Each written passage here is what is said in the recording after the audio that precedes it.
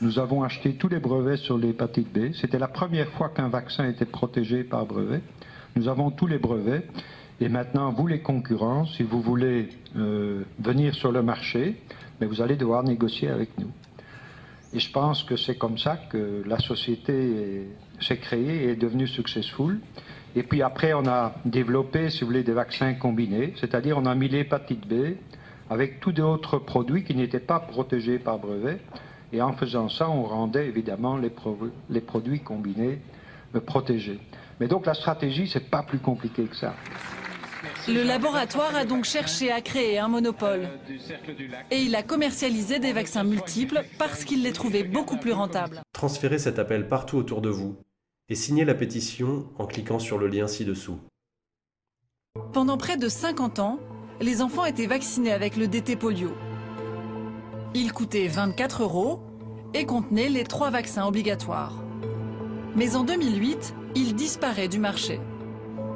Les laboratoires proposent alors un nouveau vaccin contre 4 maladies cette fois, en incluant la coqueluche. Le prix passe à 45 €. En 2014, nouveau changement. Le vaccin proposé contient désormais 5 maladies et inclut certaines méningites. Nouvelle augmentation du prix.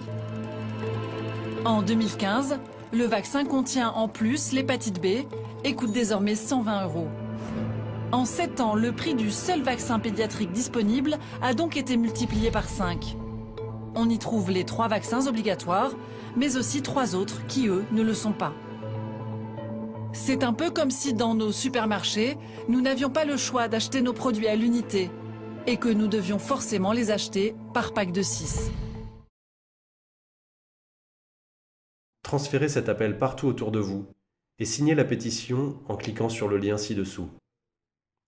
Depuis 2008, le vaccin DTP, diphtérie, tétanos, poliomyélite, n'est plus disponible dans les pharmacies en France. Ce vaccin était le seul obligatoire. Il était important. Il avait été utilisé depuis des décennies avec succès. Ces maladies avaient été pratiquement éradiquées. Il s'agissait d'un vaccin sûr. Il ne contenait pas d'aluminium. Qui plus est, c'était un vaccin bon marché, à 6,54 €. Mais depuis 2008, les laboratoires pharmaceutiques ont retiré le DTP du marché. Ils l'ont remplacé par un super vaccin contenant des vaccins contre 3 maladies non obligatoires. L'Institut pour la protection de la santé naturelle a lancé avec le professeur Henri Joyeux, en mai 2015, une grande pétition pour le retour du classique DTP sans aluminium. Cette action a déclenché une immense prise de conscience. Plus d'1 million de citoyens ont participé. La ministre de la Santé, Marisol Touraine, a réagi en lançant une consultation nationale sur les vaccins. Cette consultation devait être démocratique, ouverte et répondre aux légitimes inquiétudes de la population.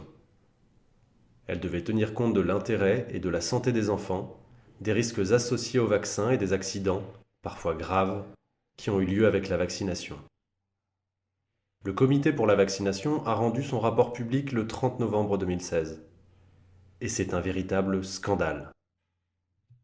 Plutôt que de rappeler à l'ordre les laboratoires pharmaceutiques et d'exiger à nouveau le simple DTP, le comité demande exactement le contraire. Il recommande de rendre obligatoire tous les vaccins présents dans le super vaccin. Il recommande d'ajouter 5 autres vaccins obligatoires. Il parle même de rendre obligatoire le tristement célèbre Gardasil contre le cancer du col de l'utérus, vaccin anti-papillomavirus, et éventuellement d'étendre l'obligation à tous les petits garçons. Jamais une offensive aussi directe n'avait été menée dans la santé. Ne nous laissons pas faire. Mobilisons tout notre entourage. C'est notre dernière chance. Un grand merci. Transférez cet appel partout autour de vous et signez la pétition en cliquant sur le lien ci-dessous.